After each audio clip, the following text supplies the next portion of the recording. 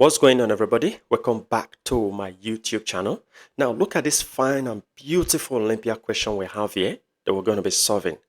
And the question says 3 to the power of 2x minus 2 to the power of 2y is equal to 77. We have to look for the value of x and the value of y. You know, there is a condition attached to this question. And what is that condition? It says that x and y are positive integers. Are you seeing that? X and y are positive integers. So take this into consideration when solving your question. All right, let's go. So we have 3 to the power of 2x minus 2 to the power of 2y equal to 77. Now I have to write this expression like this, as in 3 to power x, and I'll raise that to power 2, minus, I'll do the same thing to this one, 2 to power y, and I'll raise that to power 2. Why? Let me tell you the reason. Because from indices, whenever I have a base a, and this base is raised to a power of m, and it is later raised to another power of n, the laws of indices said I am going to be writing the base but multiply the powers. Are you seeing that? That means the power multiplies. So when I multiply these two power, which is x times 2, it is still going to give me 2x. When I multiply this power, y times 2, it is going to give me 2y. So that is validated. What is the reason behind me doing it like this? It is because I want to have difference of two squares. You can see minus here. Minus means difference. And this is a square, and this is a square. So this is difference of two squares. So how do we express difference of two squares? Difference of two squares can be expressed as, for example, I have m squared minus n squared. This is equal to m plus n in a bracket, then in another bracket, m minus n. Are you seeing that? Very good. So I'm going to be expressing what I have here like this. So let's go on to do that. So whatever I have on this bracket here, what I have here that is raised to power 2 is my m. And what I have here that is raised to power 2 is my n. So let's express it like this. So I'm going to be opening a bracket. So I'll open a bracket like this. Then m, what I have on this bracket that is raised to power 2 is 3s. And that is my m. Good. Plus n. So I'm going to be writing plus n. What is my n? What I have here that is raised to power 2, that is 2y. So 2 to power y rather. So you close your bracket. Now open up another bracket just like this.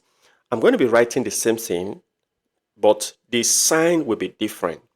So instead of writing plus, I'll be writing minus on this other bracket to complete the difference of two squares. So let's go with the same thing, 3 to power x, but instead of writing plus, I'll be writing minus 2 to the power of y. So this is difference of two squares expression.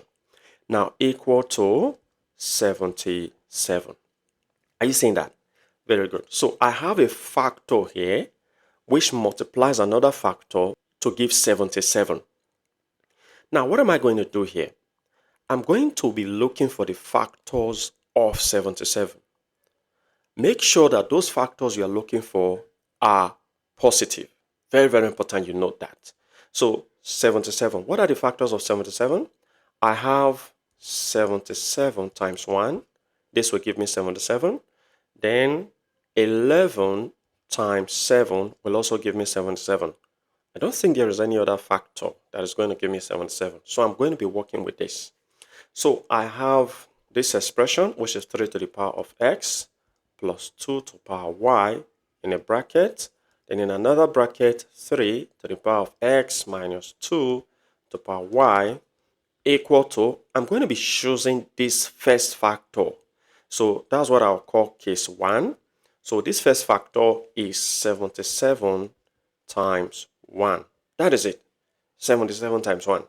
Now, there is something you need to know, because one of these factor here will represent one of this factor here, and this other factor represent the other factor here.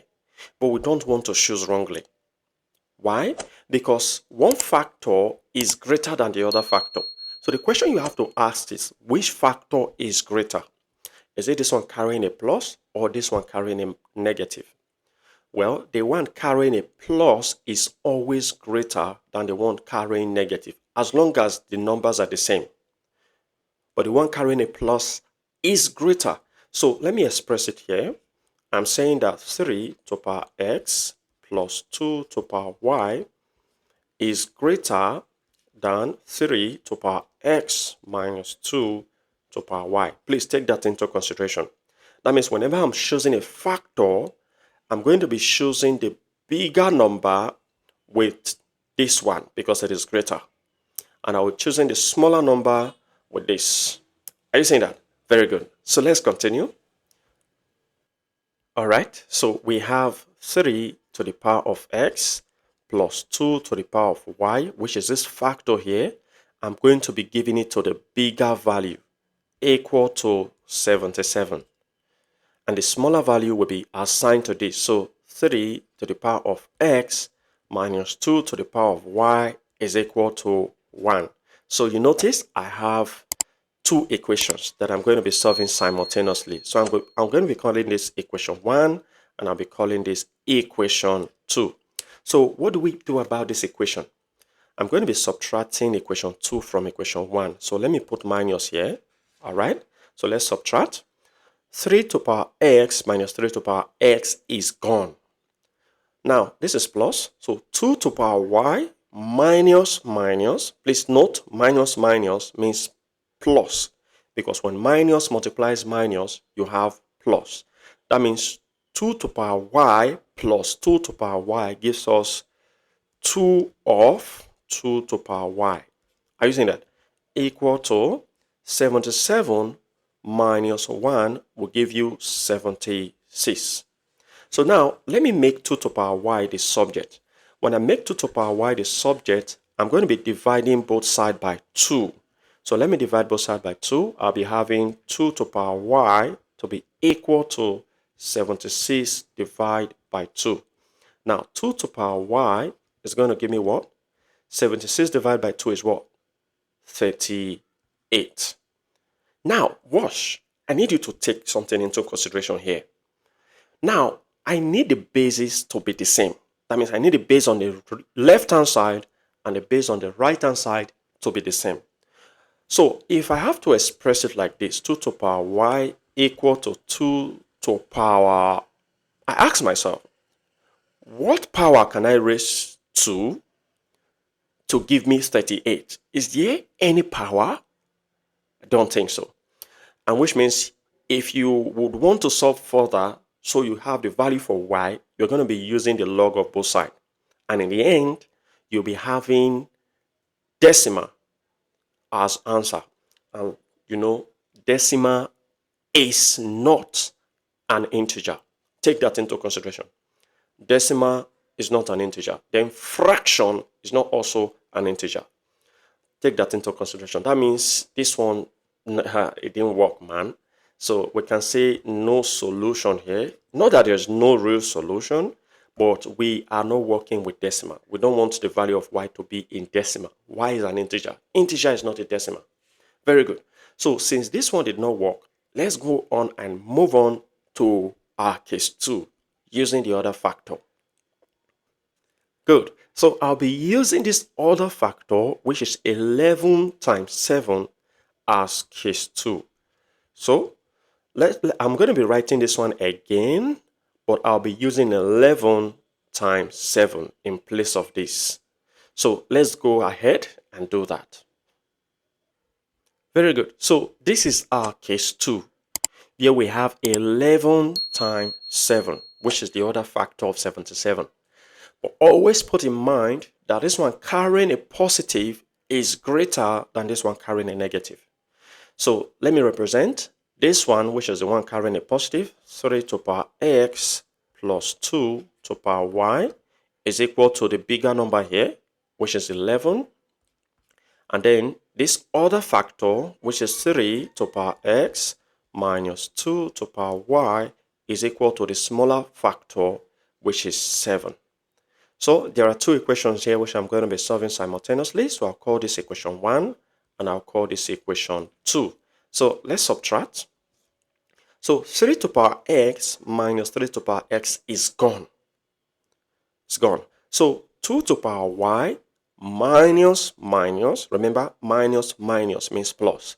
So 2 to the power y plus 2 to the power y will give me 2 of 2 to the power y. That is it. Equal to 11 minus 7 is going to give you 4. That's it.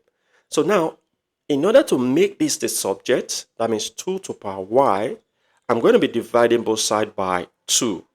So when I divide both sides by 2, I'm going to be having 4 divided by 2, and this will result to 2 to the power y equal to 4 divided by 2 gives what?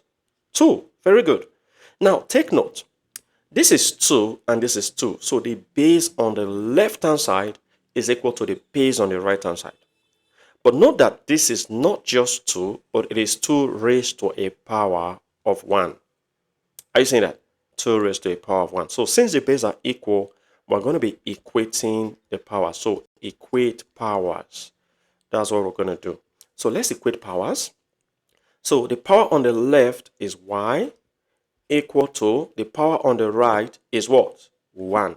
So the value of y is equal to 1. That's it. That's it. So we've got the value for y.